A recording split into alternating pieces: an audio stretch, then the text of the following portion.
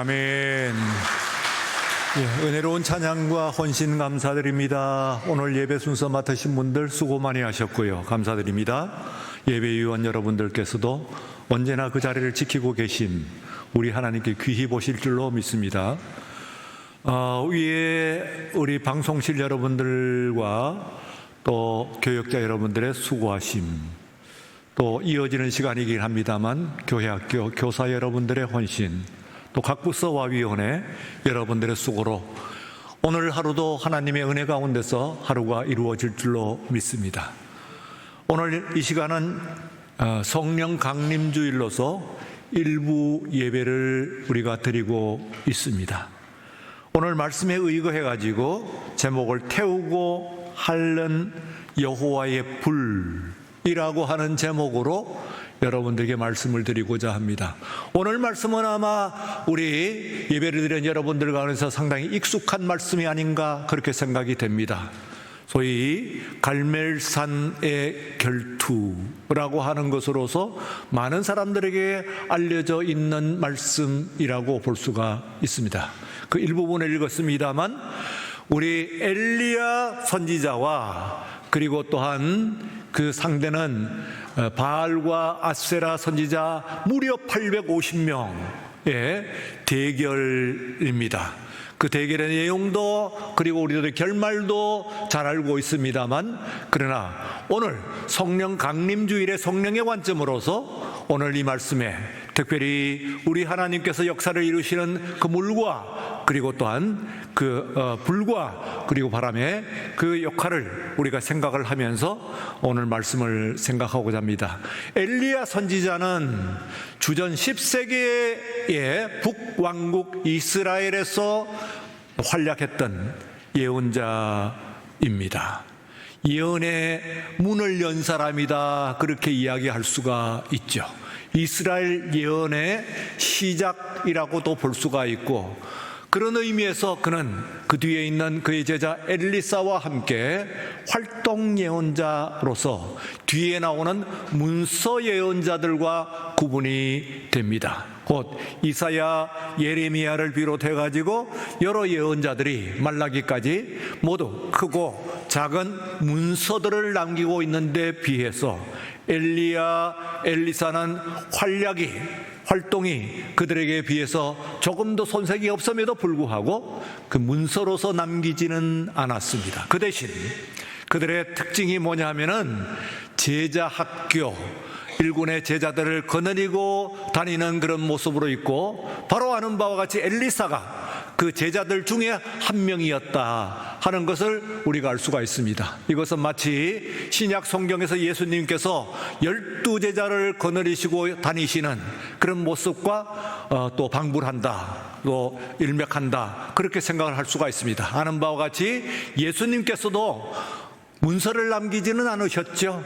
신약 성경은 예수님의 또한 모든 사역, 그리고 뒤에서의 사도, 크게 보면은 사도 바울의 문서 활동, 이 두 가지로서 이 신약 성경이 구성이 된다고 그렇게 크게 볼 수가 있습니다. 물론 요한과 같은 그런 사도들도 있긴 합니다만, 그러나 가장 중요한 문서 활동가가 바로 사도 바울이라고 볼 수가 있는 바와 같이, 구약 성경에 있어서의 우리가 가장 중요한 그 예언자는 무엇보다도 그 중에서 가장 대표적인 것이 이사야와 예레미야로 비롯되는 그런 문서 예언자입니다. 그러나 그 이전에 이미 예언이라고 하는 이스라엘 종교사에 있어서 아주 중요한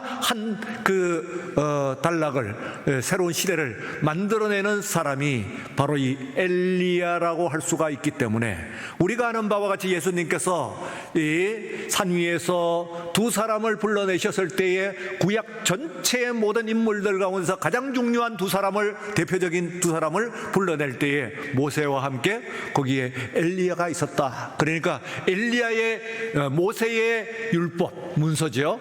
모세의 율법과 그리고 엘리야의 대표되는 이 예언, 이 두 가지가 구약 성경 전체를 망라하고 그리고 또한 대표하는 것이다. 그렇게 생각하면은 엘리야가 갖고 있는 그의 활동의 구약 전체의 신앙에 있어서의 무게감, 그 위상, 그리고 또한 가치, 이런 것들을 우리가 볼 수 있는 것이라고 볼 수가 있습니다.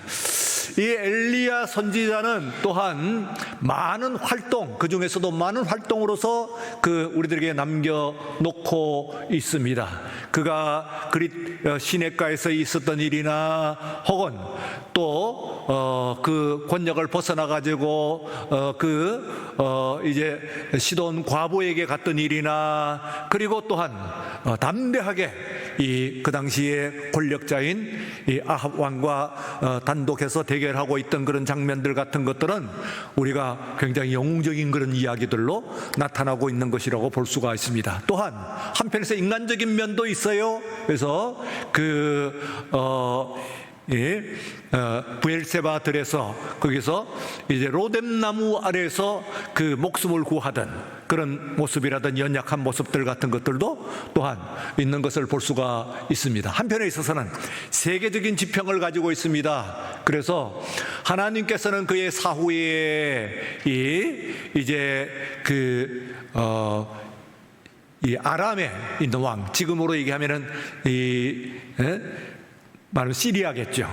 거기에 왕을 세우는 거예요. 그 왕을 세우고, 그리고 또한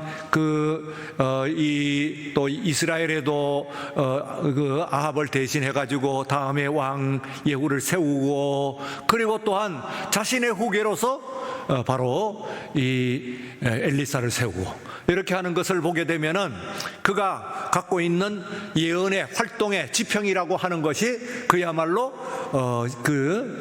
신앙적인 것을 넘어서 가지고 정치적인, 그것도 또한 국내 정치뿐만 아니라 국제 정치, 세계 정치까지도 관여를 하면서, 마치 말하자면 하나님께서 온 세계를 또한 주장하시고 그리고 다스린다고 하는 것을 명백히 보여주는 그런 예언자가 바로 이 엘리야 선지자다, 그렇게 생각했습니다. 근데 무엇보다도 이제 그의 마지막 장면, 아주 영웅적인 장면이죠. 우리가 모두 기억하고 있습니다.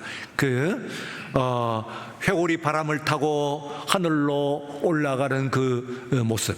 그것은 말하자면은 구약 성경에 있어가지고 또 하나님께서 산 모습으로 육신의 죽음을 보지 않고, 물론 육신의 죽음을 보는 모든 사람들도 그리스도 안에서 모두 부활할 것이긴 합니다만, 그러나 또한 그 중에서도 육신의 죽음을 보지 않고 올라가는 그 두 사람 중에 한 사람이 바로 이 엘리야, 그것도 아주 장엄한 광경으로서 올라가는 그 모습들 같은 것들을 널리 알려져 있는 그런 엘리야에 관한 일화이고 활약이고, 그렇게 우리가 생각을 할 수가 있습니다. 그 중에서도 말하자면 클라이막스라고 이야기를 할 수 있는 장면이 우리가 아는 오늘 본문에 있어서의 갈멜산에서의 결투라고 볼 수가 있습니다. 갈멜산의 대결, 말씀드린 바와 같이 바알 아세라 850명, 그러니까 바알 선지자 450명과 그리고 아세라 선지자 400명과 도합해가지고 850명입니다. 어떻게 그렇게 많은 선지자가 있느냐 하면은 아합 왕이 이제 왕비를 들였어요. 왕비를 들였을 때에 어디에 공주를 데려왔느냐 하면은 시돈의 공주를 데려왔어요. 근데 이 시돈이 어디냐면 두로 시돈 하는 그 시돈입니다. 여기가 어디냐면은 그대로 보면 페니키아, 성경에 나와 있는 베니게라고 하는 지역입니다. 근데 우리가 알고 있는 고대 레반트 지역에 널리 퍼져 있는 그런 종교로서 바알 종교가 있습니다. 이 바알 종교가 원래 어디의 종교냐 하면은 바로 이 페니키아의 신이죠. 페니키아의 신.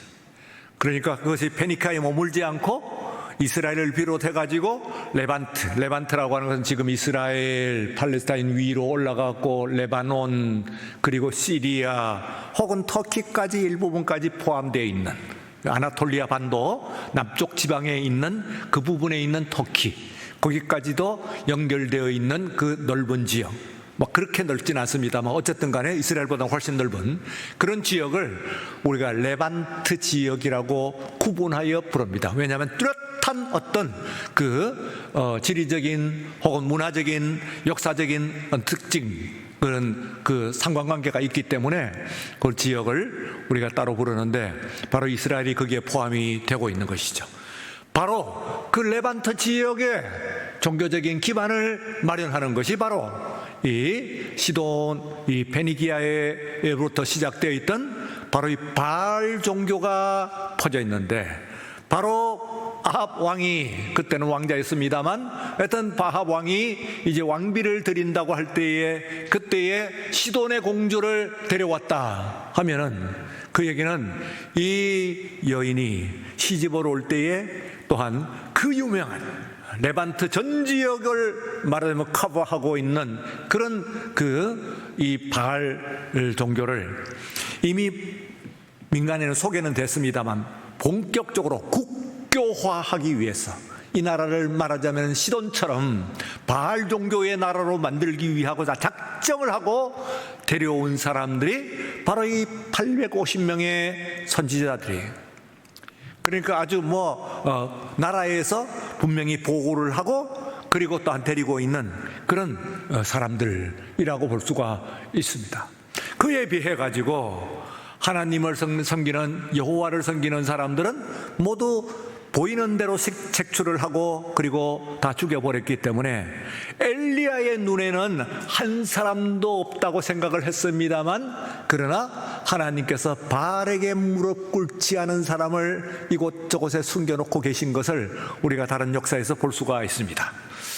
아무리 어렵다고 하더라도 바알에게 무릎 꿇지 아니하는 사람들, 이 사람들이 엘리야뿐만 아니라 다른 사람들도 있기는 합니다만, 지금 이 시간 이 순간에 있어서는 그 사람들이 감히 나타나지 못하고 단 한 사람 엘리야와 그리고 850명의 이 선지자들이, 바알 선지자들이, 바알 선지자는 뭐고 아세라 선지자는 뭐냐 하면은, 바알 선지자는 남신 바알이고, 그리고 또한 아세라는 그의 말하자면은 부인이죠. 그의 아내인 말하자면 아세라, 이슈타르라고 그럽니다. 이슈타르, 선을 섬기는 것이니까 같은 거라고 볼 수가 있어요. 남신과 부부신이에요. 부부신인데 왜 450명이면 450명 딱 짝을 맞추지 않고 450명, 400명입니까? 하는 이야기는 정확하게 부부가 아니고 난교의 신이다, 그렇게 이해를 하시면 되겠습니다. 그걸 보여주기 위한 것을 정확하게 만약에 숫자를 맞추면 그런 오해가 일 수도 있는 것이다, 그렇게 생각을 할 수가 있습니다. 오늘 이제 이 대결의 내용을 한번 또 제가 설명을 드리긴 하겠습니다만 대충 여러분들이 대부분은 알고 계시는 그런 내용이라고 생각을 하고, 이 세 가지 관점에 있어 가지고 이 대결을 한번 우리가 생각을 해보고자 합니다. 그 첫 번째는, 하나님은 여러 신들 중에서 최고신이 아닙니다, 그런 얘기예요. 하나님은 여러 신들 중에서 최고신이 아닙니다. 이 말은 무슨 얘기냐 하면은, 이 바알 신은 여러 신들 중에서 최고신이다, 그런 얘기죠. 아세라 신의 안에만 거느리는 것이 아니고 있는데, 이것이 원래 시작이 된 것은 주전 한 4000년에서 4500년 이 어간에 가게 되면은 말하자면 인류 문명의 발상이라고 이야기하는 메소포타미아 문명이 나옵니다. 메소포타미아 문명 아시죠? 예, 포타미아 하는 것은 between two rivers, 그러니까 두 개의 강 사이, 그런 뜻입니다. 어느 강이냐 하면은 티그리스 강과 유프라테스 강 두 강입니다. 엄청난 큰 대하죠. 이 두 강 사이의 비옥한 지역, 여기를 말하자면은 메소포타미아 지역이라고 하는데, 워낙 비옥하기 때문에 이 인류의 문명이 그곳에서 났어요. 물론 그곳에서만 난 것은 아니다, 그렇게 이야기를 합니다. 4대 문명 이야기를 하지요. 인도에 인더스가 있고, 그리고 또한 애굽에 이집트에 나일이 있고, 그리고 중국에 황하 문명이 있습니다. 이 4대 문명을 얘기하는데 그 중에서도 가장 오래된 문명, 인간의 문명 가운데서 그 중에서도 가장 오래된 근원적인 문명이 어디냐 하면은 바로 메소포타미아 문명이에요. 근데 그 문명을 뭐라고 그러냐면은 수메르 문명이라고 이야기를 해요. 원래 처음 기원은 그 지역에.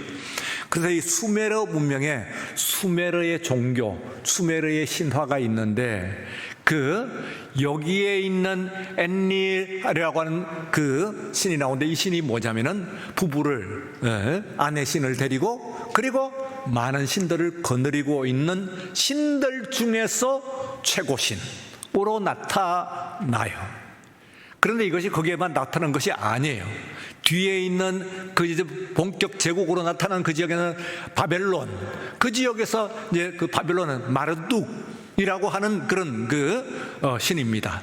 이름만 달랐을 뿐이지 앞에 있는 엔닐 신과 같은 신이에요. 똑같아요. 부부신이고, 그리고 또한 여러 신들을 거느리고 있는 신이라고 볼 수가 있죠.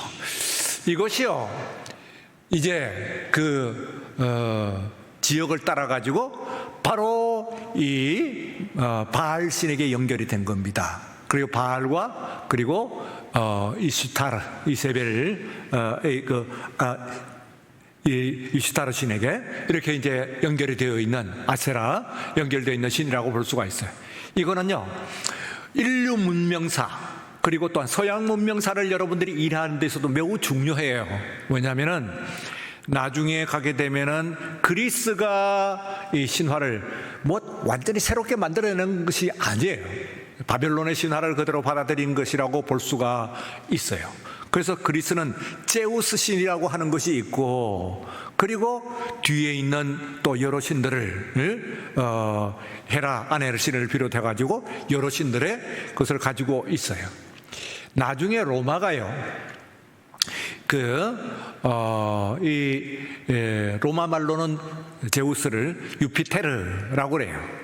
영어로는 주피터라고 그러죠. 이 이름을 가지고 있는 신이 또 똑같아요. 아내를 가지고 있고 여러 신을 가지고 있고, 그래서 그 신들이 있는 것이 판테온이라고 하는 것이 있습니다. 말하는 판테온 한 것은, 판 하는 것은 여러 신들이 모여 있는, 데온 하는 것은 신들의, 여러 신들이 모여 있는 집인데, 말하자면은 거기에 수메르의 오랜 기원에 만신전, 판테온 하는 것은 만신전이라고 볼 수가 있는데, 이 만신전, 그리고 그리스의 신화에서 올림포스 산에 있는, 우리 올림픽 하는 그 원입니다. 올림포스 산 위에 있는 만신전, 그리고 로마가 마지막에 또 받아들인 만신전, 이게 모양이 똑같아요. 여러분들이 그림 2개를 비교를 좀 해주기를 원하는데요. 앞에 그림 2개 이 그림과 그리고 앞에 그림, 여러분들이 보시면 어때요? 비슷합니까? 예, 비슷합니다. 왜냐하면 이거는 수메르 위에 있는 뚜껑이, 말하자면 지붕이 날아가는 거고, 이곳은 앞에 탑이 하나 세워져 있는 것 뿐이지, 안에 있는 내용이 같은 집처럼 보이죠. 그러나 수천 년의 역사를, 그러니까 수천 년의 역사를 갖고, 무려 5,000년 역사이죠. 5,000년 차이가 나는 건물입니다. 그런데 5,000년의 만신전이나, 그리고 또 5,000년 후에 로마의 판테온이나 만신전이나 똑같아요. 똑같은, 무슨 얘기냐 하면은, 건물이 같다고 하는 것은 그 안에 있는 신화적인 구조가 모두 같다, 그런 것을 이야기를 하고 있습니다. 그래서 이 이스라엘 신은, 지금 오늘 본문에서 이스라엘은 오직 한 분이신 하나님이시다 하는 것을 가르쳐 줍니다. 여러 신들 중에서 우리 최고의 신이 아니라 하나님은 한 분 하나님이시다. 여러 다신교의 신이 아니다, 그런 말씀이죠. 두 번째는 성령은 인간의 욕망의 확장이 아닙니다.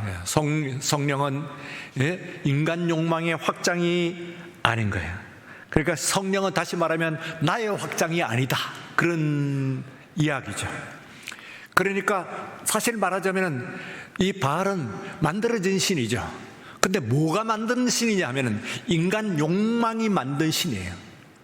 인간의 욕망이 뭐냐? 인간은 뭘 원하냐 하면 복을 원해요. 그래서 그게 사람이 꼭 우상 모양으로 나타나든지 혹은 다른 것으로, 지금 중국 사람들을 많이 대해온 사람들은 중국은 이제는 불교도 아니고 뭐 다른 종교도 아니고 유교도 아니고 중국은 돈이 신이다, 그런 거예요. 아주 철저하대. 우리나라 뭐 사람은 될 것도 아니래요. 아주 뭐 돈에 대한 것은 집착이 뭐 굉장하다는 거예요. 거의 예배를 하는 정도로 돈을 섬긴다, 그런 얘기예요. 그게 죽고 사는 것이 거기에 있다는 거예요. 중국만입니까? 그만은 하지 못한다고 하더라도 오늘 많은 세계의 사람들이 돈이 말하자면 나의 욕망이죠. 그래서 돈이 말하자면 오늘날의 바알에, 내가 바알 섬기는 것이 아닙니다 하더라도 뭐 내가 돈이 나의 모든 것을 결정을 한다고 생각을 하면은, 그러면 나의 바알은 누구냐 하면 오늘날의 바알은 돈이라고 이야기할 수가 있어요. 그래서 인간의 모든 뭐 돈뿐만 아니라 혹은 뭐 우리들의 육체적인 그런 쾌락이라든지 혹은 세상에 있는 명예라든지 이런 것들을 모두 고구하는 모든 인간의 모든 구하는 것들, 이런 것들의 확장, 결국 마지막 되는 것, 이것이 말하자면 이 복이다, 그리고 하나님이다, 이제 그렇게 생각을 합니다. 근데 성령은 오시는 하나님이십니다. 내 속에서 나의 것을 확장을 하는 것이 아니고 중요한 것이, 그분은 카밍, 오시는 분이에요. 오소서 진리의 성령이야. 성령이 오셨네. 우리가 찬양을 했잖아요. 오시는 분이에요. 그 얘기는 내 속에 있는 것들을 말하자면 확장한 것이고, 내 속에 있는 것을 외현화한 것이고, 내 속에 있는 것을 이상화한 것이 아니고, 나와는 다른 분명히 우리 나에게 카밍, 내 것이 아니에요. 내가 아니에요. 나의 욕망이 아닙니다. 그것이 나에게 카밍, 나에게 오시는 하나님이다. 이것을 아는 것이 성령을 이해하는 데 매우 중요해요. 오시는 분이에요. 그래서 우리 오늘 성령께서 내가 내 속에 있는 조그만 끄트머리, 그리고 조그만 어떤 엘리멘트도 있어가지고 그걸 가지고 막 구하는 가운데서 오시는 것이 아니다, 그런 얘기입니다. 그래서 인간 욕망의 확장은 복이라고 이야기할 수 있는데, 우리가 물론 우리에게 복을 주시죠. 하나님은 돈도 주시고 건강도 주시고 뭐 평안도 주시고 하지만은, 그러나 그것의 확장, 우리가 생각하는 것에 그것을 외연화한 것이 바로 성령이 아니다. 그러니까 성령이라고 하는 것은 내 속에 있었던 것이 아니고 다른 분입니다. 나와는 다른 인격을 가지고 있는 삼위일체 중에 하나님이신 하나님께서 내 속으로 카밍 들어오셔가지고 오늘 이 시간에 우리들에게 임하시는 그런 우리 하나님이신 줄로 믿습니다. 그다음에 마지막 세 번째는, 응답은 수단의 극대화가 아닙니다. 이 응답은 수단의 극대화가 아니다 하는 얘기는, 예배가 수단의 극대화가 아니라는 얘기예요. 예배는 수단의 극대화가 아니에요. 말하자면 지금 오늘 예배에서 우리가 보게 되면 엘리야는 너무 쉽게 드리고 있어요. 그렇게 쉬울 수가 없어요. 그에 비해 가지고 바알을 한번 해보세요. 바알 선지자들은 아침 일찍이 단을 쌓았어요. 그리고 송아지를 제단에 드리고, 그리고는 거기서 바알을 외쳐 부릅니다. 소리 높여 850명이 부릅니다. 정오에 이뤄가지고 아무 응답이 없자 엘리야가 비웃습니다. 너희 바알이, 너희 신이, 너희들의 하나님이 외출 나가셨나 보다. 아니, 혹은 졸고 계시는지도 모르지? 그러니 밖 외출 나가셨거든 들리도록 크게, 또 그 졸고 계시면은 잠을 깨울 수 있도록 크게 외쳐라 하니까 이 사람들이 크게 바알이여 바알이여 막 부릅니다. 심지어는 이걸 가지고 이제 더욱 이제 절박한 시간이 점차 가고 초조해지기 시작한 사람들이 이게 춤을 춥니다. 막 몸을 추면서 하는데 원문에 있으면 절뚝발이 춤이라고 그래요. 원래 그게요. 아주 절뚝절뚝거리면서 부르는 아주 격렬한 그런 댄스를 합니다. 심지어는 거기에다가 자신들의 헌신을 표현하기 위해 가지고 창과 칼로서 몸을 긋고, 그리고 사금파리를 줄로 늘어뜨려 가지고 온몸에 피가 낭자하니까 여러분들 생각을 해보세요. 850명의 사람이 그 몸에서 피가 낭자하게 내렸으면은 그 처절함이 얼마나 대단하겠냐 이 말이에요. 굉장하죠. 그래가지고 저녁까지 이르렀어요. 이제는 날이 이제 더 져가는 그런 순간입니다. 마지막 한 순간, 한 시간. 이번에는 엘리야의 단입니다. 근데 여기에는 이제 약속이 뭐냐면 불은 사람이 붙이지 않는 거예요. 이쪽 단도. 그러니까 불이 내려와야 되는데 불이 응답이 없단 말이에요. 근데 여기는 이제 마지막 한 시간을 남겨놓고 그 위에 이제 그 송아지를 올려놨어요. 나무도 안 짚혔어요. 그리고 도랑을 팠어요. 놀라웠게도 도랑을 파갖고 돌렸어요. 그래갖고 물을 거기다가 채웠어요. 그러니 이것은 불이 붙을 가능성이 애초에 불이 없으니까 없지만은, 그러나 더욱 없는 거예요. 물로서 도랑을 만들고 주위에, 그리고 그 제물 위에다가 물을 붓고 이런 상태에서 하나님께 이제 간구했습니다. 그랬더니 하나님의 불이 내려와 가지고 여기에 태우고, 뭘 태워요? 제물만 태운 게 아니에요. 흙과 돌을 다 태웠다고 그랬어요. 나무와 흙과 돌을 다 태워버린 거예요. 그리고 나가서 그게 끝난 것이 아니에요. 도랑의 물을 다 핥은지라 그랬어요. 도랑의 물까지는 안 간 것이 아니라 거기에 있는 물도 다 핥아버렸어요. 말려버렸어요. 그런데 시간으로 보게 되면 어떻게 됩니까? 이 바알 선지자는 아침부터 저녁까지, 엘리야는 나머지의 마지막 한 시간, 그 사람들은 그렇게 오랜 시간 외쳐 부르고 목이 쉬도록 부르고, 그리고 또한 그 몸을 상해가면서 그렇게 피를 흘려가면서 처절한 그런 예배를 드렸음에도 불구하고 아무런 응답이 없어요. 그러나 우리 하나님께서는 우리에게 응답해 주시는 줄로 믿습니다. 우리의 처절함 때문이 아니에요. 하나님께서 우리에게 응답하시는, 물론 간절히 해야 되죠. 그러나 우리의 처절함, 우리의 간절함 때문에 응답하시는 것은 아니에요. 하나님은 하나님이시기 때문에, 홀로 유일하게 살아계신 하나님이시기 때문에 응답하시는 줄로 믿습니다. 그래서 오늘 이 시간에 여러분들이 예배를 드리면서 이제 오시는 성령님을 기다립니다. 그리고 또한 부를 때에 우리 하나님께서, 온 세상과 우주에 홀로 살아계신 하나님께서 이 시간 예배에 임하시고, 그리고 또한 그분은 하나님이시기 때문에, 그분은 하나님. 우리가 많은 사람들이 종교를 말하자면 속에서 간절함으로, 처절함은 지성이면 감천이다. 그런데 지성하면 그때 천은 하나 신이겠죠. 그러니까 신이 응답을 한다고 그러는데, 물론 이것은 맞기도 하고 틀리기도 한 거예요. 하나님께서 그 간절함을 보시기도 하지만, 그러나 간절함 때문이 아니에요. 하나님이시기 때문에 예? 아무리 지성을 한다고 하더라도 지성으로 얘기하면은 바알 선지자들이 더 지성이죠.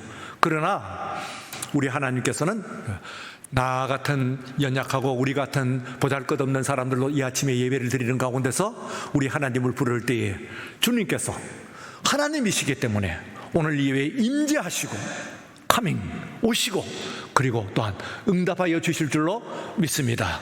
내 모든 재물을 태우시고 그리고 또한 도랑의 물을 핥으신 것처럼 내 모든 문제를 완벽하게 완전하게 온전하게 해결하여 주실 줄로 믿는 믿음을 갖는 우리 모두가 되시기를 주의 이름으로 축원합니다.